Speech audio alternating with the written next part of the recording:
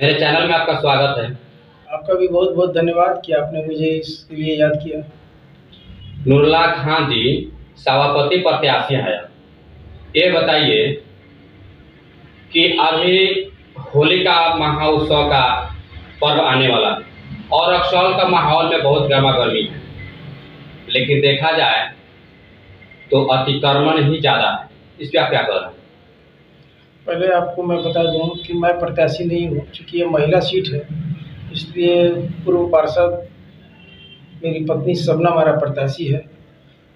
और आपने जो अभी सवाल किया कि अतिक्रमण, तो जिस तरह से सफाई एक निरंतर प्रक्रिया है, उसी प्रकार अतिक्रमण भी एक निरंतर प्रक्रिया है। मैं दो शब्द और इसमें जोड़ना चाहूँगा कि हमारा कोई अधिकार है, हम है तो हमारा कर्तव्य भी है। तो अतिक्रमण प्रशासनिक विफलता और हमारा कर्तव्य की विफलता दोनों का परिणाम है। जहाँ प्रशासन विफल होता है तो लोग अतिक्रमण करना शुरू करते हैं, और लोग जहाँ अपना कर्तव्य भूल जाते हैं कि हमारा दायरा क्या है, हमको अब सीमित दायरे में रहना है, जब हम फैलाव करना चाहते हैं तो वो अतिक्रमण होता है। तो दोनों का समायोजन जब तक नहीं होगा, अतिक्रमण मुक्त रक्सौल नहीं होगा। चुनाव में आपके आने का विजन क्या है? देखिए, इसके पहले जो भी नगर परिषद का चुनाव होता था तो उसमें सभापति को पार्षद चुनते थे। सरकार की मंशा वो नहीं थी। सरकार की मंशा उस समय भी ये थी कि जो शिक्षित और बुद्धिजीवी पार्षद हों, जिनको नगर पालिका एक्ट का ज्ञान हो, जो एक अनुभवी हो, उन वैसे पार्षद को मुख्य पार्षद बनाया जाए। लेकिन इसके पीछे पैसे वाले थैलीसाल लोग लग गए और इसको दुकान समझने लगे, और दुकान समझकर इसमें लगानी लगाने लगे।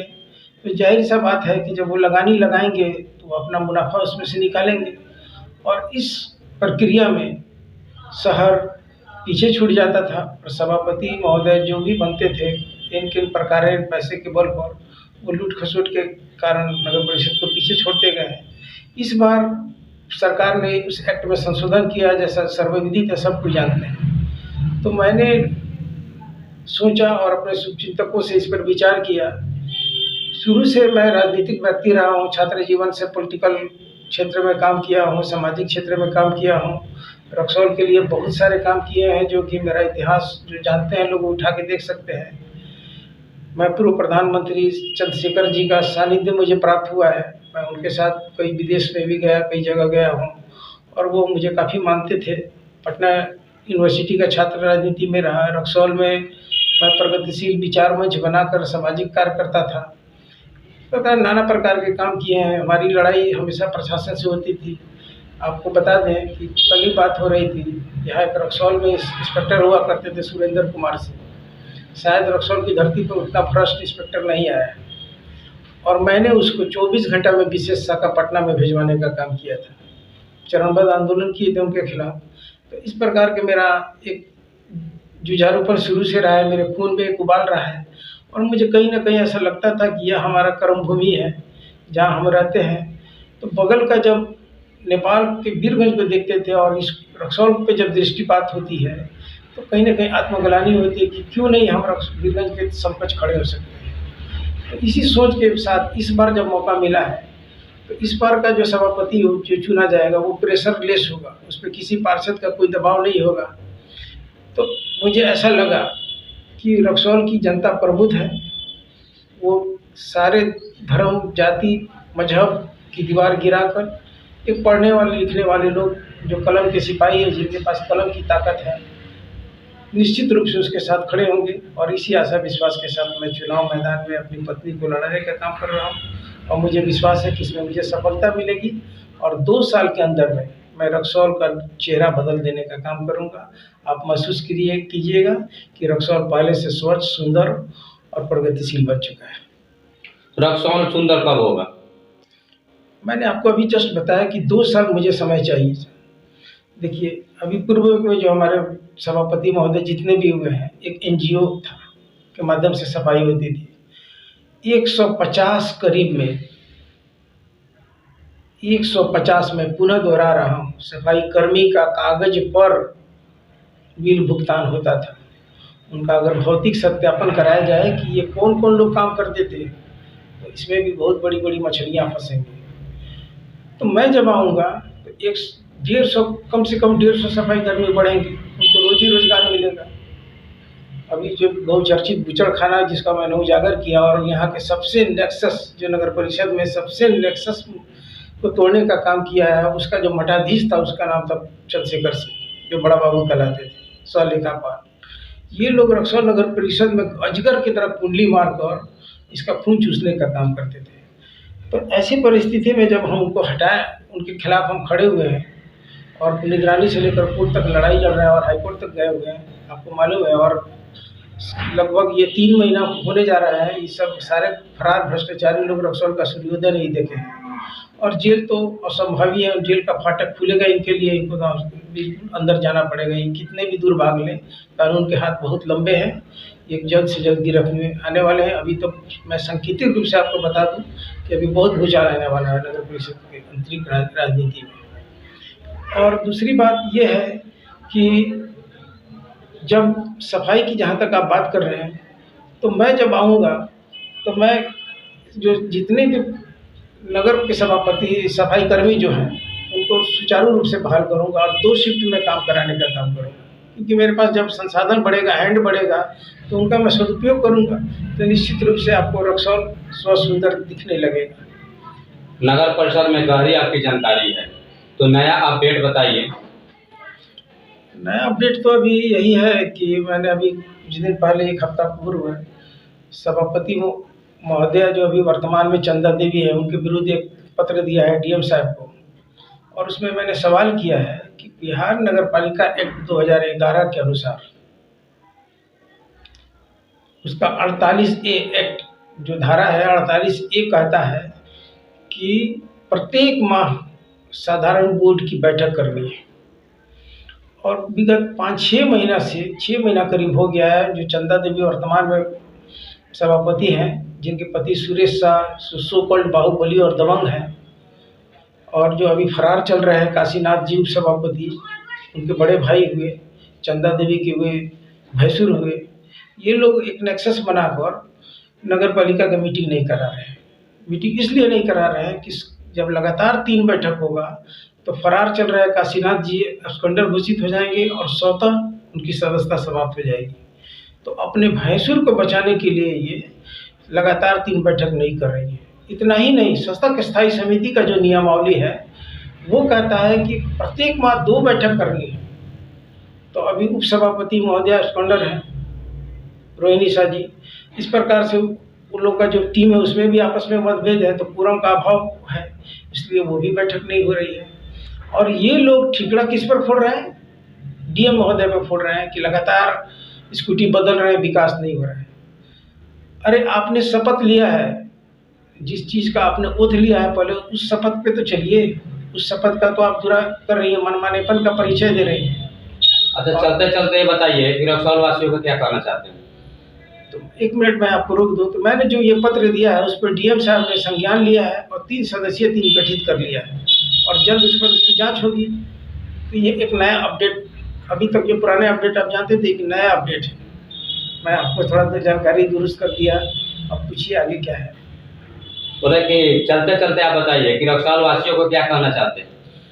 मैं रक्सौल वासियों से कोई 2 चीज़ कहना चाहता हूँ। सर्वप्रथम तो एक सावधान करना चाहता हूँ कि ये चुनावी मेढक बहुत से कूद के आएंगे जिनका राजनीतिक से दूर दूर का कोई संबंध नहीं है। राजनीतिक व्यक्ति ही आपकी समस्याओं का समाधान कर सकता है, न कि व्यापारी व्यक्ति। जो आदमी अभी, मैं किसी का नाम लेना भी नहीं चाहता हूँ, जो आदमी अभी एक ठेला पर गठिया बेच रहा है, वो सभापति का जब चुनाव अगर इनके दुर्भाग्य से जीतता है वैसा आदमी, तो उसका कपड़ा ट्रक से जाएगा नेपाल।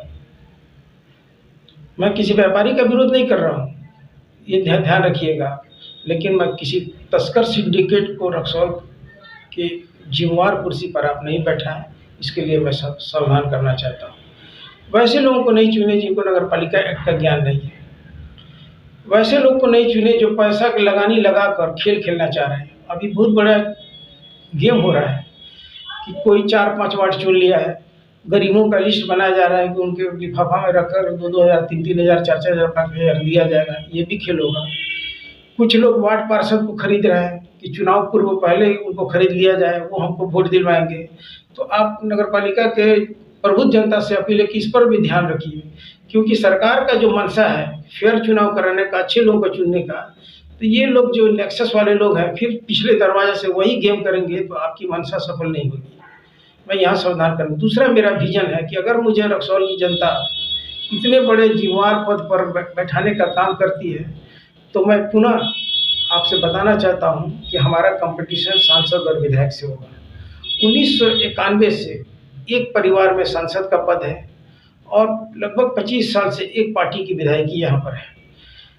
तो ठीक है, आप रहिए, मैं किसी पार्टी का विरोधी नहीं हूँ, आप चुनाव जीत रहे हैं, ये अच्छी बात है, लेकिन जो जनता के अंदर आपने भूख जगाई है विकास की, वो कहीं ना कहीं कोसों दूर आपसे छूट गया है। धरातल पर आप जीरो हैं। आप मोदी जी और के नाम पर चुनाव जीतिएगा, नीतीश जी के चुनाव के चेहरे पे चुनाव जीतिएगा, फिर रक्सौल को मिलता क्या है? तो वही चीज़, आप चुनाव जिताइए मोदी जी के नाम पर, सेंट्रल के चुनाव में, विधानसभा में जिताइए, मुझे कोई आपत्ति नहीं है, लेकिन रक्सौल में इस बार नैरेटिव और प्रतीक की राजनीति नहीं हो। धरातल पर काम करने वाले और हकूक और भ्रष्टाचार के खिलाफ बुलंदी से खड़े होने के साथ आप दीजिए।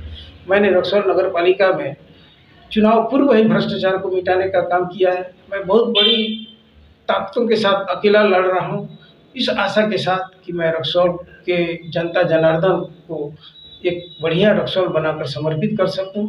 इन्हीं आशा विश्वास के साथ मैं रक्सौल की जनता को पुनः ये बताना चाहता हूं कि मेरा एक बहुत सारे विजन है, लेकिन उसमें एक ड्रीम प्रोजेक्ट है। मैं बार बार कहता रहा हूँ, सरिस्वा नदी में हम ट्रीटमेंट प्लांट लगाएंगे, उसका पानी साफ करेंगे और उसके किनारे किनारे 2-3 जगह पॉइंट करके लगभग 1 किलोमीटर 1.5 किलोमीटर के अंतराल पर एक ट्रैक बनाएंगे, जिस पर सुबह सुबह आप टहल सकते हैं। उसको एक स्मॉल पार्क भी आप समझ सकते हैं, जहां आप सुबह सुबह मॉर्निंग वॉक जा सकते हैं, फूल पत्ती से हरियाली के साथ वो ये होगा। ये मेरा ड्रीम प्रोजेक्ट है। उसके बाद मैं रक्सौल के लगभग 200 नौजवानों को रोजगार से जोड़ने का काम करूंगा, उनका स्किल डेवलपमेंट करूंगा, उनको ई रिक्शा नगर पालिका से 0% ब्याज पर उनको हम देने का काम करेंगे। E rickshaw, tempo, skill development, प्रधानमंत्री जी का जो कुछ स्किल डेवलपमेंट है उनसे उनका जोड़कर उनको स्किल डेवलप करके उनका काम, जो बढ़ई का काम कर सकते हैं उनको बढ़ई का काम दिलवाएंगे, प्लम्बर का काम कर सकते हैं उनको प्लम्बर का काम कराएंगे, जो सक्षम है उनको नगर परिषद में ठेकेदार बनाऊंगा और ऐसे लोगों को रोजगार से जोड़ूंगा, ताकि वो रक्सौल में जो अभी वर्तमान में हमारे नौजवान बेरोजगारी के अभाव में नशा की तरफ विमुख हो रहे हैं, वो सबसे दूर हो और 2 पैसा कमाएं और रक्सौल को स्मृत बनाने में हमारा सहयोग करें। तीसरा मेरा विजन है कि रक्सौल को मैं नशा मुक्त कर दूंगा। आप अंतर्राष्ट्रीय हब बन गया है आज की डेट में रक्सौल, और खास करके मैं जहां बैठा हूँ आश्रम रोड, इसके अगल बगल के दोनों पार्षद ने इसको अंतर्राष्ट्रीय स्तर का नशाखोरी का केंद्र बनाने का। नशाखोरी रक्सौल से कब मुक्त होगा? मैं जब आऊँगा तो आपको मालूम होगा कि जब मेरी पत्नी जब पहली बार इस नगर वार्ड नंबर 9 से पार्षद बनी थी, तो जब आप आश्रम में इन करते थे तो लोग रुमाल नाक पर रखकर घुसते थे। क्यों घुसते थे?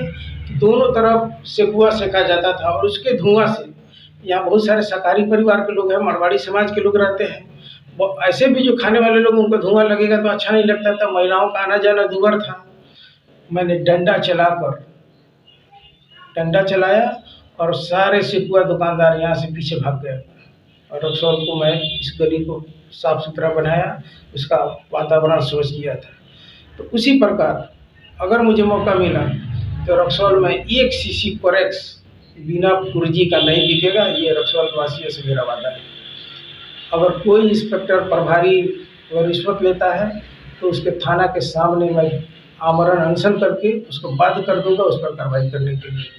इसके लिए रोड से कोर्ट तक जहाँ जाना होगा, मैं पुनः आपसे वादा करता हूँ कि रक्सौल के नौजवानों का भविष्य में बर्बाद होने नहीं दूंगा।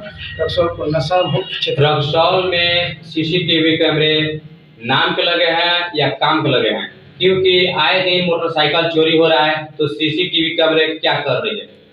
अब देखिए, पूरा सिस्टम कोलैप्स है, कार्य संस्कृति यहाँ नहीं। विधायक जी जो हैं उनको अपना पावर का ज्ञान नहीं है, उनको विशेषाधिकार का अपना मतलब नहीं, ज्ञान नहीं है।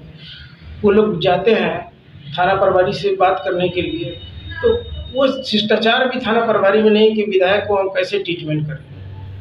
तो इसके लिए ये लोग अपना समय पर उसका एक जो मीटिंग होना चाहिए कोर कमेटी का, वो बैठक नहीं कर पाते हैं, कोई दबाव नहीं है, और ये लोग ऊपर से लगानी लगा के आए। यहाँ जो प्रभारी पदाधिकारी जो बन के आ रहे हैं वो लोग सब लगानी लगा के आते हैं। तो निश्चित रूप से जब क्राइम होगा तभी तो रुपया आएगा, अनेक प्रकार का ये होगा।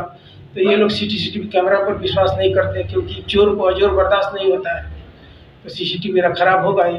मेरी निगाहें सब चीज़ पर है, विहंगम है मेरी दृष्टिकोण। और हम लोग पढ़ने लिखने वाले लोग हैं, कलम के सिपाही हैं, कलम की ताकत हमारे पास है। आप विश्वास रखिए और रक्सौल की जनता पर विश्वास कीजिए।